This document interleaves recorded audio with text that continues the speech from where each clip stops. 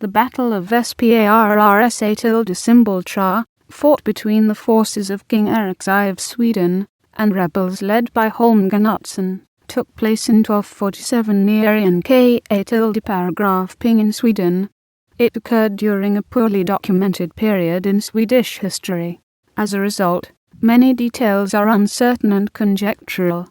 Although it was not the end of the Folkung rebellion, many scholars consider it to have marked the end of the old order, leading to the Uppland Swedes' loss of their semi-aristocratic status, and to the beginning of taxation by the king.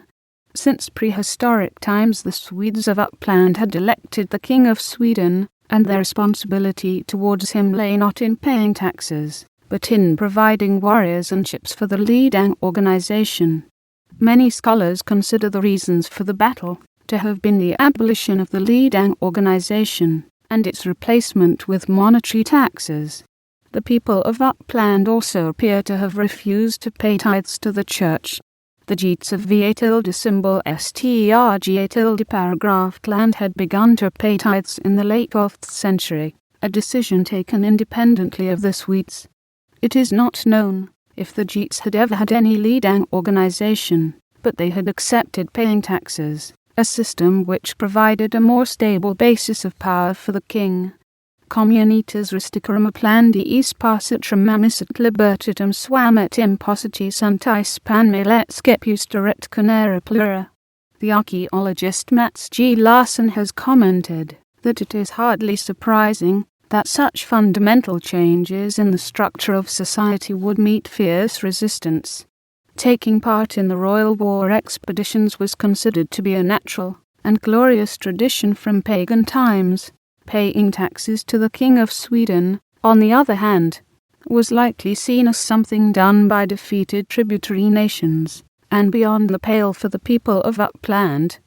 There may have been additional reasons why the battle took place in 1247. The position of Jarl in Sweden had passed from old Ulf-Ester to his younger and more dynamic cousin Birger Jarl. Moreover, Holmger Knutsson had come of age, and, being a son of former King Canute II of Sweden, had his own aspirations to the throne. When Ulf-Ester died, Birger Jarl may have felt it was time to deal with Holmger and his allies in Uppland. The battle took place at Sparrsätra, which is located in Uppland, north of Enköping. According to tradition, it was fought on waterlogged meadows west of the church of Sparrsätra, but it has been suggested that the rebels had their encampment several kilometers eastwards in Enköping, where there are remains of potentially strategic fortifications. One view holds that this was the first battle where heavy cavalry was used in central Sweden, although such cavalry had appeared a century earlier at the Battle of Folkung in Scania.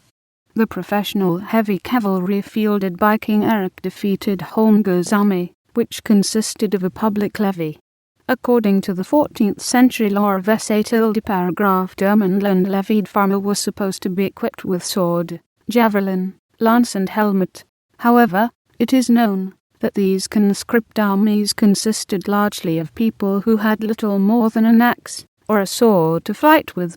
In Snorri Sturluson's King's Sagas there are descriptions of battles where the combatants fought with stones. After the battle, Holmger fled north to Strickland, but he was soon arrested by the king and the Jarl, who had him beheaded. The Erik chronicles tell that the king took part in the funeral and walked him to the grave, which suggests that the Old Norse code of honoring dead enemies was still alive, although such traditions would later change. Among Upplanders who had lost their leader, Holmger rose to the status of unofficial saint, and only a few years after his execution people would tell of miracles in its name as far south as Denmark.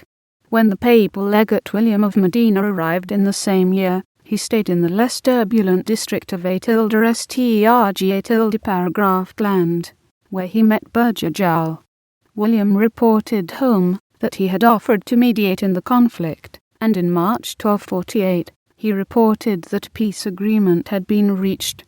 This was at the time when the meeting at Ska-Symbolninj took place, in which Sweden was formally integrated into the Catholic community,